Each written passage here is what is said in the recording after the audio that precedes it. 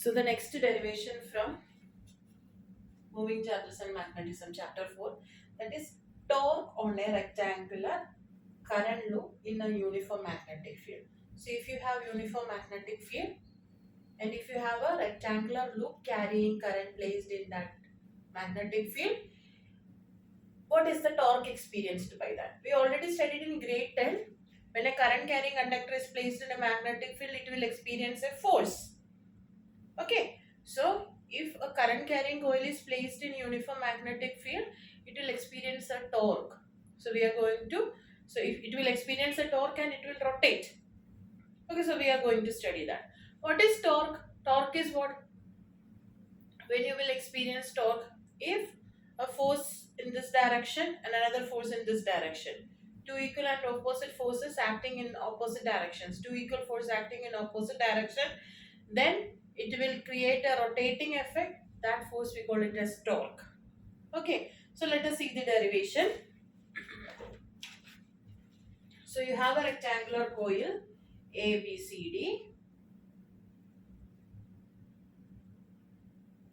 placed in uniform magnetic field. The side AB, this is B.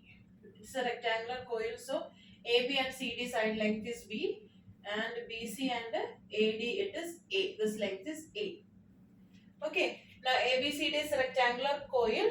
Now we know force on a current carrying wire placed in magnetic field, the formula is ILB sine theta. So the force formula for a current carrying wire placed in a magnetic field, ILB sine theta.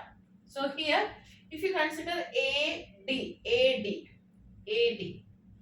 okay, so I is the current passing, this length is A, B is the magnetic field, sine theta is the angle between the length of the conductor and magnetic field. So here the angle is 0 because it is like this.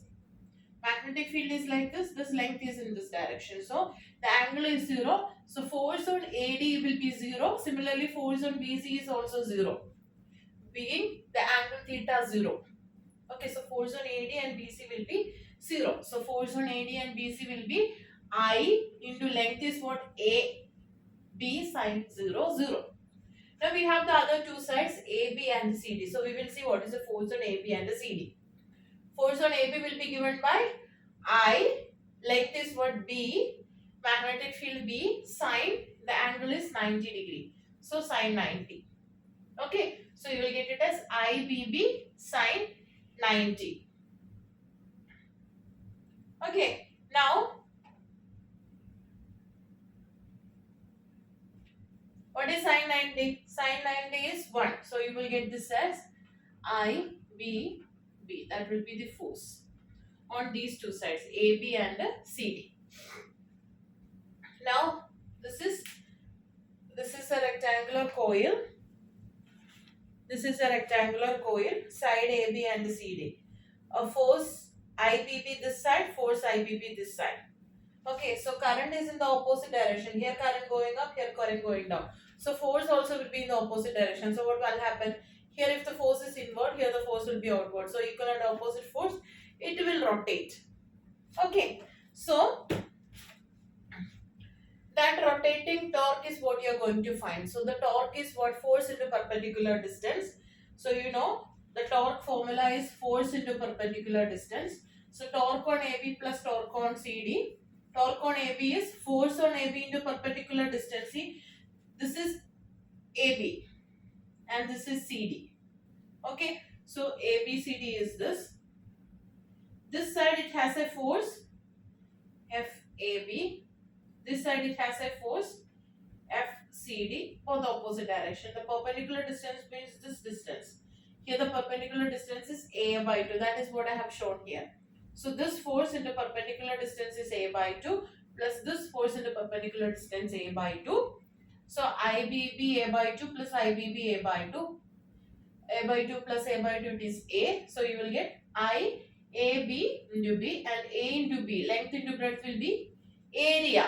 So IAB. Okay, so torque when it is aligned parallel, this is parallel condition, right? When it is aligned parallel, it is not rotating. Okay, like this, if it is aligned, then the torque is IAB or I into A. Current into area, it is magnetic moment MB. Okay, so torque in the case 1, this is the first case. This is the first case. So for first case, torque is given by MB. In that case, the angle is, it is aligned parallel. The rectangular coil is aligned parallel to the loop. Okay, now this rectangular coil is experiencing a force, right? It will rotate. So that is what. This is the rectangular coil ABCD. It experiences a force, it will rotate. See now, see when it is rotating, the magnetic field is going like this. Here you can see an angle. The area is making an angle theta here. Initially it was parallel. Now it rotates. When it rotates, magnetic field remain like this. So here you can see an angle theta. Okay. So that is the condition. If that coil is rotating and it is making an angle theta with the magnetic field. So what will happen? In that case also there is torque. Okay. So if the loop plays in such a way that magnetic field and area vector makes an angle theta, or the surface is making an angle theta with a magnetic field. So this is the diagram. I'll just show the diagram here.